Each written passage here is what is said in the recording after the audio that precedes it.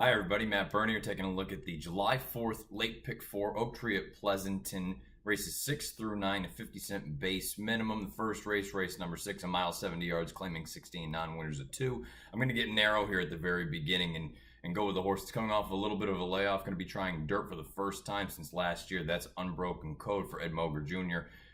In these sequences, really want to focus in on horses that have at least shown the ability to run on dirt because you have so many horses that come from Golden Gate. This horse, Unbroken Code, did show a little bit of that. The distance going 2 turns, still a little bit unknown, but I like to see that you go to those races in the second and third lifetime start here at Oak Tree at Pleasanton as well as at Santa Rosa.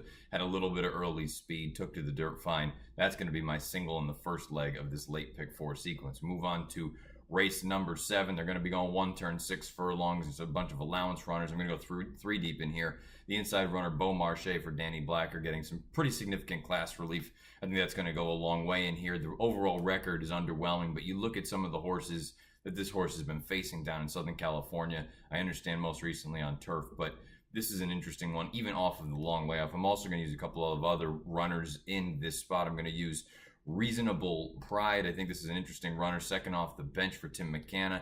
I understand the dirt buyers may not be, sensational, but 1 for 2 lifetime. Again, something else that you can say for this horse has in his back pocket as opposed to some of the other runners proven already on dirt. I'll also use Reasonable Pride. And the last horse I'll use is the outside runner, Summer's Image. This is a horse we haven't seen in just about a full calendar year since the end of July in 2016, but you looked at debut, the maiden score came at Santa Rosa over the dirt, going 5.5, won by open lengths. And I wonder if this is one that something must have clearly gone wrong, but you've got to look at it and say this horse can run a little bit on dirt as well. So 3 for me in the second leg of this late pick 4 Oak Tree at Pleasanton on the 4th of July. We go on to race number 8, another 6 furlong race, claiming 12-5, non-winners of 2 other than. You can go a couple different ways in here. I'm going to use Midnight Seeker for Cliff de Lima, getting some pretty significant class relief, going to be dropping in class.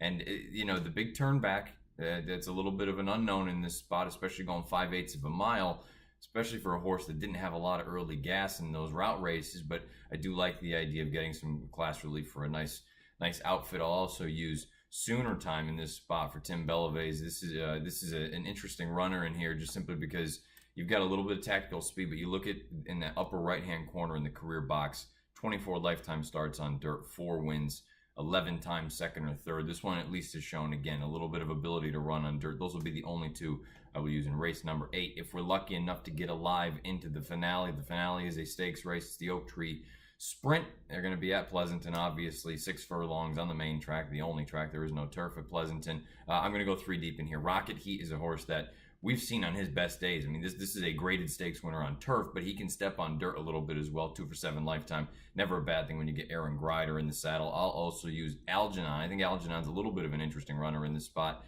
simply because you've got some nice buyers in here. The dirt form, 3 for 6 lifetime. The buyers pale in comparison to what this horse has been capable of doing on synthetic, but I don't think that precludes him from winning a race like this. I also like, again, that he's got a little bit of early speed, particularly when you see fractions of 22 and 145 on the Tapeta. I'd like to think that's going to transition very nicely over to the dirt. And I'm also going to use Cabrage, the horse drawn just to his outside for Jeff Metz. This is a horse that the most recent start on turf, it was a stakes race, it didn't work, but you look and see what this horse's overall body of work is.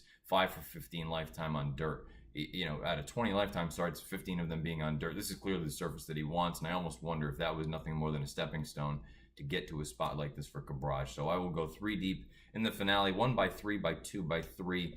The late pick 4 sequence at Oak Tree at Pleasanton. Again, if you're in the area, you got to get up there. Pleasanton does everything the right way. Races 6 through 9 on Independence Day. Don't do anything stupid. Have some fun. Make some bets, but be smart. Be safe.